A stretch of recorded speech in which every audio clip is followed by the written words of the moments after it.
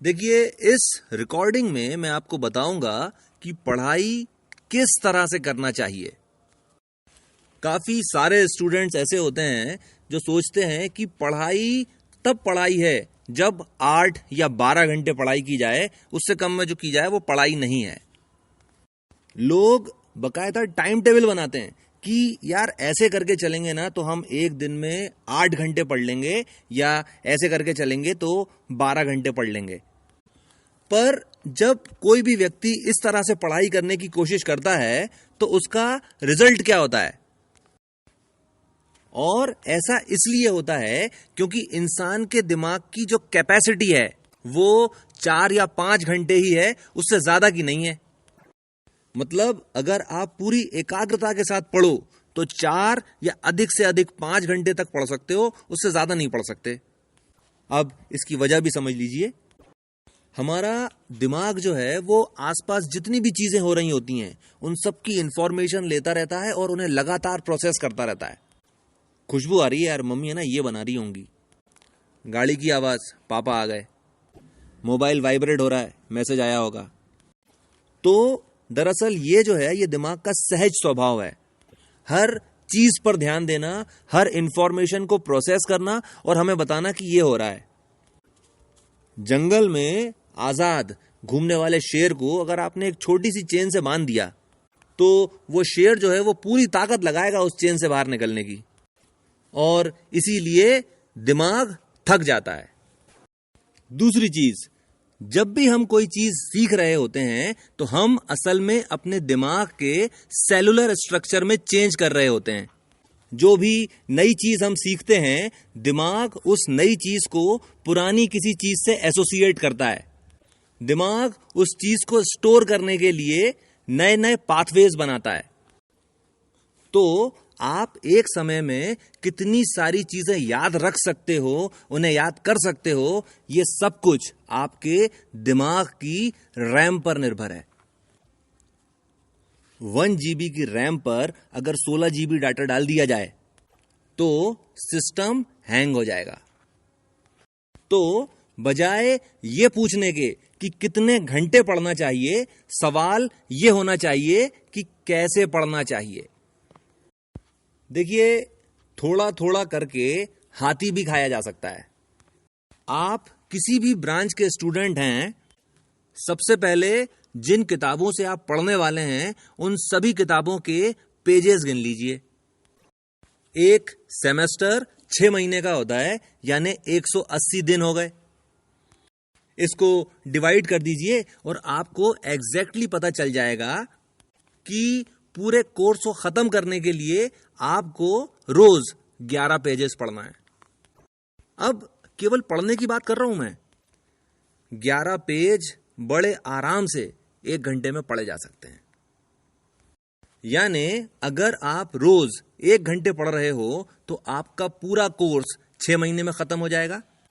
आप 2 घंटे पढ़िए, आपका पूरा कोर्स 2 बार हो जाएगा। 3 घंटे पढ़िए, 3 बार हो जाएगा। और 4 घंटे अगर आप रोज पढ़ते हैं तो आपका कोर्स 4 बार हो जाएगा। और जब 4 बार रिवीजन करके आप एग्जामिनेशन हॉल में आंसर लिखने बैठोगे तो आपको सोचना नहीं पड़ेगा, आपका पेन अपने आप चलेगा। अब अगर आप किसी भी स्कूल या कॉलेज के स्टूडेंट हो तो 5 साल के क्वेश्चन पेपर और सिलेबस, इन दोनों चीजों को 5-5 बार पढ़ लो। आपको इंटरनल चॉइस समझ में आ जाएगी। देखिए, एक यूनिट में आमतौर पर 2 या 3 चैप्टर्स होते हैं।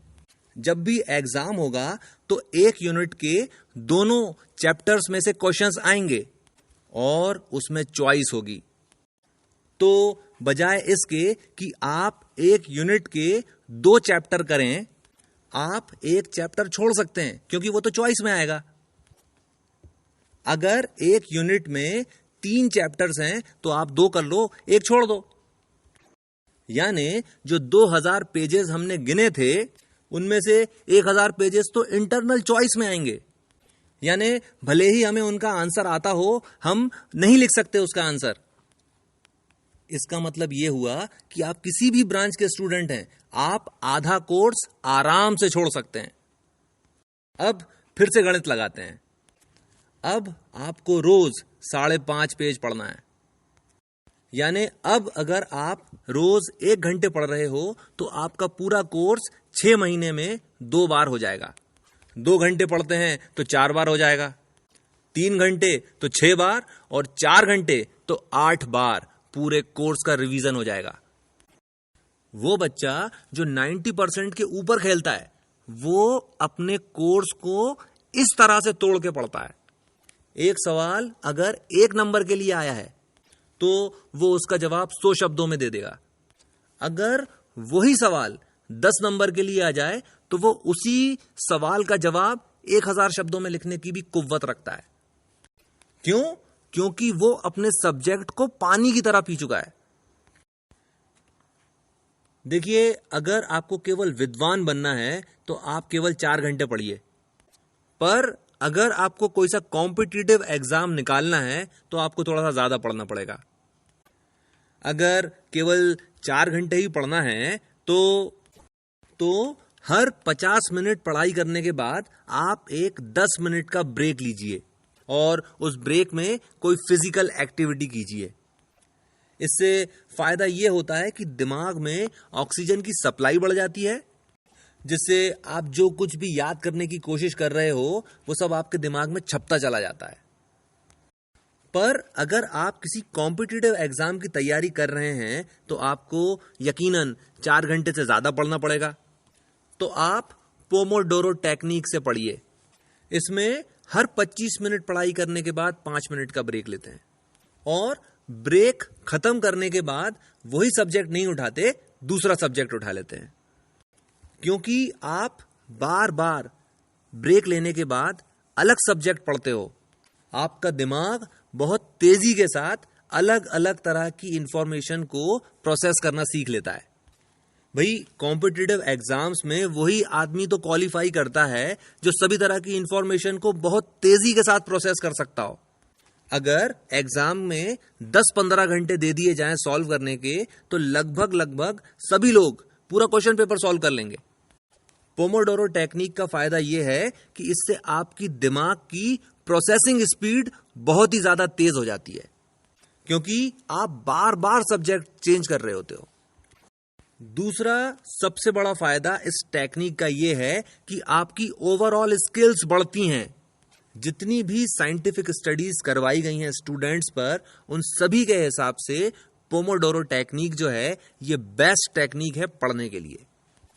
पर फिर भी एक सवाल जो अभी भी खड़ा हुआ है सामने कि एक दिन में कितने घंटे पढ़ना चाहिए। किसी भी हालत में एक दिन में 6 घंटे से ज्यादा पढ़ाई नहीं करना चाहिए। 6 घंटा 1 मिनट तो अति हो गई। देखिए, अगर आप सही मायने में किसी चीज को अच्छे से सीखना चाहते हैं तो सबसे अच्छे रिसोर्सेज का इस्तेमाल कीजिए, यानी सबसे अच्छी किताब खरीदिए, सबसे अच्छे टीचर से पढ़िए और सबसे अच्छे तरीके से पढ़िए। अगर आप 6th क्लास में भी पढ़ाई कर रहे हो तो भी सबसे अच्छे रिसोर्सेज का इस्तेमाल कीजिए। आप सोच भी नहीं सकते कि कब का याद किया हुआ आपको कब एक नंबर दिलवा देगा जिससे आपका सिलेक्शन हो जाएगा। भाई, जितने भी कॉम्पिटिटिव एग्जाम्स होते हैं उन सभी में 6th से लेकर 10th तक के बीच का ही तो आता है। ऐसा क्यों? क्योंकि 11th और 12th में लोग अपना सब्जेक्ट चेंज कर लेते हैं। दूसरी चीज, अगर आप स्टूडेंट हैं तो आपके पास मोबाइल में विकिपीडिया और फ्री डिक्शनरी दोनों एप्लीकेशंस होना चाहिए। अब अगर आपकी जिंदगी के कोई बहुत बड़े मकसद नहीं है तो आप क्या करना कि पूरे कोर्स के पेजेस काउंट करना, सिलेबस और 5 साल के क्वेश्चन पेपर्स देखना और आधा कोर्स याद कर लेना। पर अगर आप वाकई में जिंदगी में कुछ अचीव करना चाहते हो तो आपको अपना पूरा सिलेबस एक बार विकिपीडिया से पढ़ लेना चाहिए। दूसरी चीज, आप फ्री डिक्शनरी से अगर आप रोज 15 मिनट पढ़ोगे तो क्योंकि आप रिलेटेड वर्ड्स पढ़ रहे होगे इसलिए आपकी वोकेबलरी बहुत अच्छी हो जाएगी। अगर कोई भी स्टूडेंट इन दोनों एप्लीकेशंस का नियमित रूप से अध्ययन करे, विकिपीडिया और फ्री डिक्शनरी का, वो बंदा जहां पे खड़ा हो जाएगा ना वहां पे सवेरा हो जाएगा। जब भी आप पढ़ाई करें, उन चीजों को दूर कर दीजिए जिनसे आपका ध्यान जरा सा भी भटक सकता हो। जैसे ही पढ़ने बैठो, सबसे पहला काम मोबाइल को एयरप्लेन मोड पे लगा दो। दूसरी चीज, अगर आप घर पर हैं तो आप अपने परिवार वालों को बता दीजिए कि आप पढ़ाई कर रहे हैं और आपको डिस्टर्ब नहीं किया जाए। पर अगर आप हॉस्टल में हैं तो थोड़ी सी रुई पे थोड़ा सा सरसों का तेल डालिए और उसे कान में फंसा लीजिए। इसका एक और इस्तेमाल ये भी है कि अगर आप शोर शराबे की वजह से नहीं सो पा रहे हैं तो आप सो सकते हैं ऐसा करके। तकिया खराब हो जाता है इससे, पर करियर खराब हो, लाइफ खराब हो, उससे अच्छा तकिया ही खराब होता रहे। चौथी चीज, जितने भी लोग हैं जो किसी भी तरह से आपका दिमाग खराब करते हैं, आपको टेंशन देते हैं, निगेटिव बातें करते हैं, ऐसे लोगों से दूरी बना लीजिए। होता यह है कि ये जो लोग होते हैं, इनके अंदर खुद तो कुछ करने की औकात होती नहीं है, तो सामने वाले को भी कन्विंस करते रहते हैं कि भैया कुछ नहीं हो सकता। और ये जो निगेटिव टाइप के जो लोग होते हैं, ये आपको छोटी छोटी बातों में उलझा के रख देते हैं। और अगर आप छोटी छोटी बातों में उलझ के रह जाओगे तो जिंदगी में कभी भी बड़ा काम नहीं कर पाओगे। पर इस चीज को ध्यान रखिए कि जब भी आप किसी से दूर हों तो कुछ भी ऐसा ना कहें, ना ही ऐसा करें जिससे सामने वाले का दिल दुखे। और दिल भी ना दुखे और दूरी भी बन जाए, उसका सबसे अच्छा तरीका है पैसे उधार मांगना। जितनी बार वो बंदा दिखे उतनी बार उससे उधार मांगो। पैसे दे दे तो अगले दिन ही पूरे पैसे वापस कर दो, 2 दिन बाद और ज्यादा उधार मांगो। अधिक से अधिक 1 महीना लगता है इस टेक्निक में, वो बंदा खुद ही आपकी जिंदगी से निकल के चला जाता है। नुकसान केवल इतना है कि लोग आपके बारे में ऐसी धारणा बना लेते हैं कि आप भिखमंगे हो। ऐसा मैंने इसलिए कहा क्योंकि ज्यादातर लोगों से आप उधार मांगोगे, क्योंकि ज्यादातर लोग निगेटिव होते हैं। अभी इस वक्त अगर कोई आपके बारे में कुछ कह रहा है, किसी सोच रखता है, उस बात पे बिल्कुल भी ध्यान मत दो। थोड़े समय के बाद जब आप एक अच्छा करियर बना लोगे, एक अच्छा मुकाम हासिल कर लोगे, तो इन चीजों का कोई मतलब नहीं रह जाएगा। 5वीं चीज, अगर आप अच्छे से पढ़ाई करना चाहते हो तो आपकी हेल्थ एकदम सही होना चाहिए। रोज एक्सरसाइज करिए। अनुलोम विलोम जो है वो स्टूडेंट्स के लिए बहुत ही अच्छा होता है। आंवले का मुरब्बा खाइए, और अगर वो ना मिले तो किसी ना किसी रूप में आंवला रोज खाना चाहिए। स्टूडेंट को आंवला खाना ही खाना चाहिए। स्प्राउट्स यानी कि अंकुरित आहार, ये सभी स्टूडेंट्स को खाना चाहिए, क्योंकि स्प्राउट्स में सभी मैक्रो और माइक्रो न्यूट्रिएंट्स मिल जाते हैं और भरपूर मात्रा में मिलते हैं। पढ़ते पढ़ते चरते रहो। और इस चीज को भी समझ लीजिए कि काजू, अखरोट और बादाम में भी उतने मैक्रो और माइक्रो न्यूट्रिएंट्स नहीं होते जितने कि अंकुरित आहार यानी कि स्प्राउट्स में होते हैं। 6 से 8 घंटे लगभग रोज सोना चाहिए। इन 5 चीजों का आप ध्यान रखेंगे तो आपकी हेल्थ जो है, स्वास्थ्य आपका कभी भी खराब नहीं होगा। अब कभी कभी ऐसा भी होता है कि हमारा पढ़ने लिखने में मन नहीं लगता, और बहुत सारे स्टूडेंट्स की तो सबसे बड़ी परेशानी ही यह है कि उनका पढ़ाई में मन नहीं लगता। मन लगाने का केवल एक तरीका है। आप क्या करो कि एक बड़े से कागज पर मोटे मोटे अक्षरों में लिखो कि मैं क्यों पढ़ाई कर रहा हूं, और उसको अपनी स्टडी टेबल पर इस तरह से रखो कि उसके ऊपर नजर पड़ती रहे। थोड़े से दिनों में यानी लगभग 1 महीने में ये चीज जो है आपके सबकॉन्शियस में चली जाएगी और फिर आपका मन लगने लग जाएगा। दूसरी चीज देखिए, दुनिया में जितने भी लोग महान बने हैं उन सभी ने अपने जीवन का एक लक्ष्य निर्धारित किया, फिर उन्होंने ये निश्चित किया कि इस लक्ष्य को प्राप्त करने के लिए हमें क्या करना पड़ेगा, और जो कुछ भी करना पड़ा वो सब कुछ उन्होंने किया, भले ही चाहे उनका मन लगता था उसमें या नहीं लगता था। आखिरी चीज, कोई भी चीज अगर आप सीखना चाहते हो तो आपको वो चीज बार बार दोहराना पड़ेगी। Repetition is the mother of all knowledge. देखिए, मेमोरी रिटेंशन पर बहुत सारी साइंटिफिक स्टडीज की गई हैं, उनसे ये ग्राफ सामने आता है।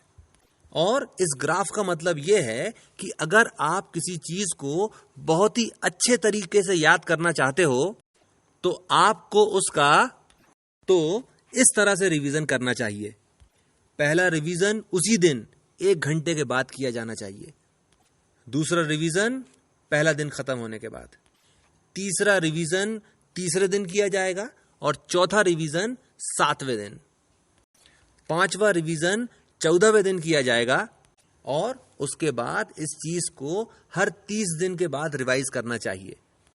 अब इस तरीके की जो सबसे बड़ी खूबसूरती है वो ये है कि आपको कहीं भी कुछ भी याद करने को नहीं कहा जा रहा। जितने भी टाइम इंटरवल्स बताए गए हैं उतने टाइम इंटरवल्स पे आप उस चीज को पढ़ के देख लो और आपको सब कुछ याद होता चला जाएगा। और यही इस रिकॉर्डिंग का सार है।